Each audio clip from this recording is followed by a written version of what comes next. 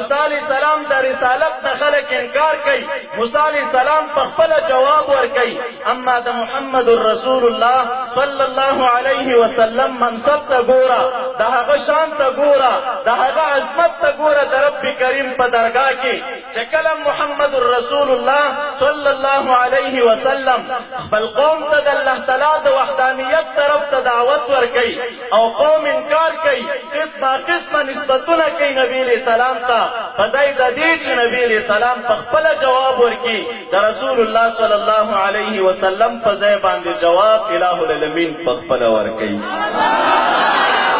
څه نمونه ده؟ رسول الله صلی الله علیه وسلم د الله تعالی د کتاب طرف ته خلکو ته دعوت ورکوي،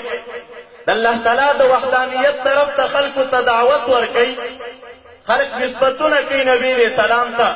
یو نسبت دا دی عیاذا بالله نبی علیہ السلام ته وایي ته خو مجنون او لیونی. دویم نسبت ته قوم نبی علیہ السلام ته دو، نبی علیہ السلام ته وایي ته د الله تعالی رسول نه.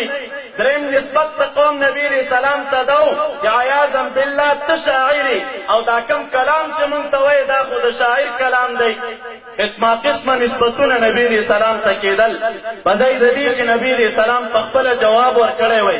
الہ العالمین د منکرینو د هر یو اعتراض جواب بذات په خپله ورکوي. قرآن عظیم الشان کې نبی علیہ السلام ته وایي چې یا رسول الله که دا خلک تا ته لیونی وایي، ته لیونی نه یې. نون والقلم وما یسطرون ما انت بنعمت ربک بمجنون. نبی علیہ السلام ته الہ العالمین وایي یا رسول الله مجنون او لیونی نه. نبی علیہ السلام ته وایي شاعري. الہ العالمین په خپله جواب ورکوي چې دا قرآن کریم د شاعر کلام نه دی او د رسول الله صلی الله علیه وسلم د شان سره شعر خایم نه. خلق نبی علیہ السلام ته لست مرسلا وایي، ته د الله تعالی رسول نه. قرآن کریم جواب ورکوي منکرینو ته چې یاسین والقرآن الحکیم انک لمن المرسلین. نبی علیہ السلام ته الہ العالمین وایي یا رسول الله یقینا ته خامخا د لېږلې شوو رسولانو نه یې. ساده خبره نه کوي، انک لمن المرسلین راوړي. قانون دا دی چونکې د بلاغت طرز داوي، د بلاغت عادت داوي. مونږ او تاسو په کتابونو د بلاغت کې وایو که کله یو سړی طالب وي و اما متردد او شکي وي، د بلاغت تقاضا دا ده چې متکلم په خپل کلام په داسې انداز کې هغه سامع ته اورئ چې په هغې کې به تاکیدات نه وي، ساده کلام وي. خو که چېرته د منکر انکار سوا کېده، مونږ او تاسو روح المعانی چې د بلاغت کتابونه دي په هغې کې ویلي وایي د کس انکار ته به کتلی کېږي، د هغه د انکار مطابق به متکلم په کلام راتګ کوي. چونکې د منکرینو انکار دو چې نبی علیہ السلام ته وایي لست مرسلا، ته د رب کریم استازی نه، ته د رب کریم رسول نه. الہ العالمین جواب ورکوي، خو ساده جواب نه ورکوي بلکې جواب کوم انداز کې ورکوي. یو ځل الہ العالمین ان راوړي، په دویم ځل په کلام کې لام تاکیدي راوړي، په درېیمه مرتبه کې په کلام کې بیا جمله اسمیه ده. رسول الله صلی الله علیه وسلم ته الہ العالمین وایي چې انک لمن المرسلین، یا رسول الله یقینا ته خامخا د الہ العالمین د استازو نه یې. که منکرین انکار کوي د هغې انکار بې ځایه دی. قرآن کریم یو بله نمونه د نبی علیہ السلام د عظمت او د شان موتا ته ذکر کوي. نبی علیہ السلام ته یهود راغلل، منکرین د رسالت راغلل، څه پوښتنې د نبی علیہ السلام نه وکړي، اما طرز او عادت یې دا جوړ کړی و چې په خپل منځ کې دوی راغونډ شول، مشوره کوي. راشي نبی علیہ السلام نه به یو څو سوالونه وکړو، که د ټولو جواب یې درکړه نو هم دی د الله تعالی رسول نه دی، که د بعضو جواب د ټولو جواب یې در نه کړه بیا هم د الله تعالی رسول نه دی، که د ټولو سوالونو جواب درکړه بیا هم د الله تعالی رسول نه دی، او که د څو سوالونو جواب یې درکړه او د څو یې در نه کړه او درته یې وویل چې بیا راشئ، نو بیا معلومیږي چې دا د الله تعالی رسول او د الله تعالی استازی دی. منکرین راغله نبی علیہ السلام نه پوښتنه کوي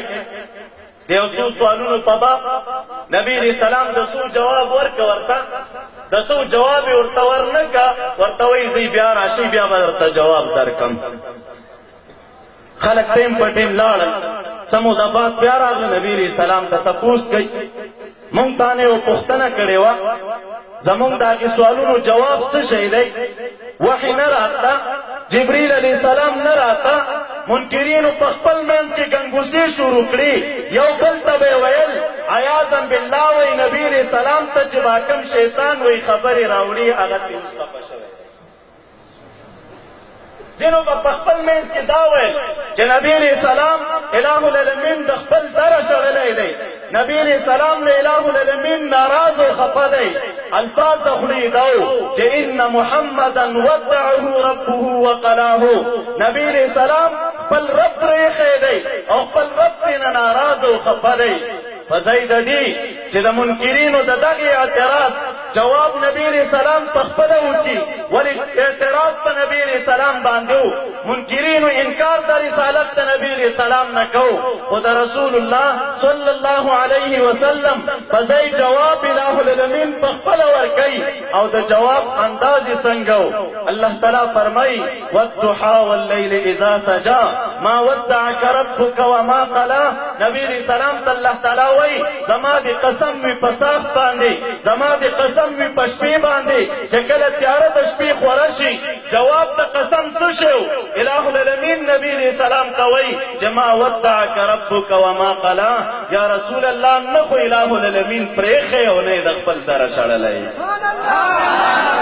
که منکرین وایي چې نبی علیہ السلام اله العالمین پرېښی او د خپل دره یې شړلی، د هغې اعتراض جواب اله العالمین په خپله کوي. په بله مرتبه کې رسول الله صلی الله علیه وسلم خپل خاندان را دعوتی. کله چې د قرآن کریم دا آیتونه راغلل چې وانذر عشیرتک نبی علیہ السلام ته الله تعالی وایي وانذر عشیرتک الاقربین، یا رسول الله ته د خپل خاندان ویروه، کم چې نږدې دي درته د کوم خاندان شخص چې ته نبی علیہ السلام خپل خاندان ته اعلان کوي. ټول راغون شول. رسول الله صلی الله علیه وسلم ورته فرمایي مفسرینو لیکلي وایي او زما خاندانه که زه تاسو ته ووایم چې د دغې غر د طرفه اخوانه دښمن دا روان دی او په مونږ باندې حمله کول غواړي، آیا زما د دغې خبرې تصدیق تاسو کوئ او که نه کوئ؟ قومیان ورته وایي بلکل ستا د خبرې تصدیق او تایید کوو مونږ. نبی علیہ السلام ورته وایي ولې؟ خپل قوم او خپل خاندان جواب ورکوي وایي د دې خبرې تصدیق او تایید دې ځکه کوو چې زمونږ په معاشره کې تا تر اوسه دروغ نه دي ویلي. چې کومه خبره دې کړې رښتیا دې کړې، او که اوس وایي چې دښمن دا روان دی د هغې طرف نه نو بیا هم در سره منو. نبی علیہ السلام د خپل خاندان ته وایي چې هر کله مې دا خبر منئ نو زه یو خبره درته کوم او هغه مو منئ، هغه دا چې او زما قومیانو د هغې ذات عبادت وکئ، د هغې ذات بندګي وکئ چې د هغه سره څوک شریکان نشته، غیر د هغه نه بل څوک معبود نشته. رسول الله صلی الله علیه وسلم چې کله خپل خاندان ته دعوت ورکئ د خاندان د جملې نه ابو لهب راتاو شه. رسول الله صلی الله علیه وسلم ته وایي تبا لک الهذا دعوتنا، تا لره د هلاکت وي، تا مونږ ته مونږ دې غونډې او دې ډلې ته د دې خبرې دپاره راغوښتي وو. دا خبره خو کلي کې هم کېدله، هلته دې هم راته بار بار کړې. اوس دې ټول د کلي نه راویستلو او غونډۍ ته دې راغونډ کړو، دلته راته وایي هماغه زړه خبره بیا راته کوئ. د نبی علیہ السلام طبیعت مبارک ملال شو، طبیعت خفو. په ځای د دې چې په خپله جواب ورکړي د ابولهب د هغې خیرو جواب ورکړي، د ابولهب د هغې سپورو ستغو الفاظو جواب ورکړي، نبی علیہ السلام خپله جواب نه ورکوي. اله العالمین وحی رالیږي، نبی علیہ السلام ته فرمایي تبت یدا ابي لهب وتب. اله العالمین وایي یا رسول الله که ابولهب تا ته وایي چې ستا هلاک شي او ستا لاسونه دې میرات وي، نبی علیہ السلام ته اله العالمین وایي تبت یدا ابي لهب وتب، بلکې دواړه لاسونه د ابي لهب دې هلاک وي وتب او بیا دې هلاک وي. خیرې نبی علیہ السلام ته کېږي، جواب اله العالمین ورکوي. د رسول الله صلی الله علیه وسلم فرزند ګرامی ابراهیم صاحب چې کله وفات شو، منکرینو په خپل منځ کې ګنګوسې خورې کړې، وایي عیاذا بالله نبی علیہ السلام میراث دی، مقطوع النسل دی، اولاد نشته نارینه، او پیدا کېږي او واپس چې دی وفات کېږي. نبی علیہ السلام ته چې دا خبرې راورسېدې طبیعت مبارک ډېر ملالو ډېر خفه او طبعا هر یو کس د خپل بچی په فراق او په جدایي خفه کېږي د نبی علیہ السلام د هغې خفګان صحنه د امام ابو داود رحمت الله علیه په روایت کې په کتاب کې روایت دی هغې کې ذکر ده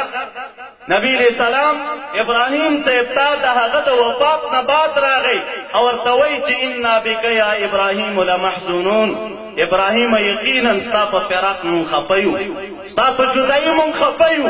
د نبی علیہ السلام طبیعت هسې ملالو د خپل بچي په فراق او په جدایۍ خو چې کله د منکرینو خبرې راغلې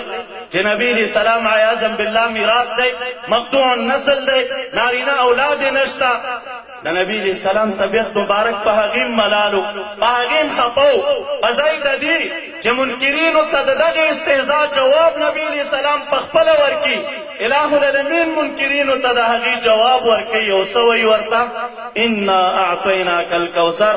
یا رسول الله یقینا تا لره ما خیر کثیر درکړی هر کله چې تا ته ما خیر کثیر درکړی تا ته څه پکار دي فصل لربک وانحر خپل رب ته منځونه کوه او خپل رب ته قربانیانې کوه او که دا خلک تا ته میراث او مقطوع النسل وایي الہ العالمین نبی علیہ السلام ته وایي ان شانئک هو الابتر یا رسول الله یقینا هغه کس چې د تا سره بغض او کینه کوي یقینا هغه کس چې د تا سره دشمني کوي هو الابتر میراث هغه دی ته میراث نه یې نعرہ تکبیر مقطوع النسل هغه دی او ته مقطوع النسل نه یقینا وامغسې کوم خلک چې د نبی علیہ السلام د رسالت منکرینو د قیامت د ورځې پورې که زه ورته نن نوم یادو نور سره لعنت الله علیه ویو وکه د قیامت د ورځې پورې د محمد رسول الله صلی الله علیه وسلم اسم ګرامی زه ورته یادو نور سره صلی الله علیه وسلم ویو معزز سامعینو دا د محمد رسول الله صلی الله علیه وسلم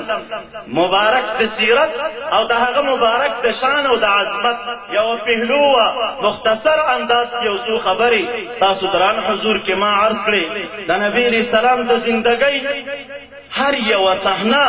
هر یو لمحه که زه ورته مطالعه کوو که د نبی علیہ السلام د جسد مبارک په کمالات یو څوک بحث کوي دا بیل دریاب دی د لاس مبارک کمال یې څومره و